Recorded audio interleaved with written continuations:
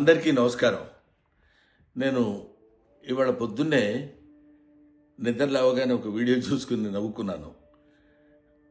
నేను నిన్న మోహన్ బాబు గారి ఫంక్షన్కి వెళ్ళేటప్పుడు లేట్ అయిందని కొంచెం హడావుడిగా వెళ్తున్నాను.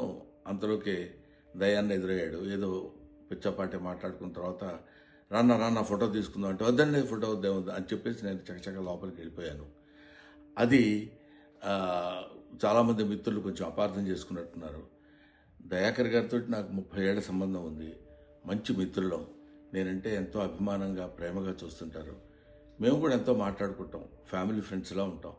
అటువంటిది సరదాగా ఆయనతో నాకున్న చనువుతోటి నేను ఉండండి అని చెప్పేసి చేయిలా తోసి వెళ్ళిపోతే దాన్ని నేను ఆయన ఏదో కావాలని తోసినట్టు ఏదో ఒక రకమైనటువంటి మిస్అండర్స్టాండ్ తోటి మిత్రులు, మీడియా మిత్రులు అలాగే దాన్ని అపార్థం చేసుకున్నారు.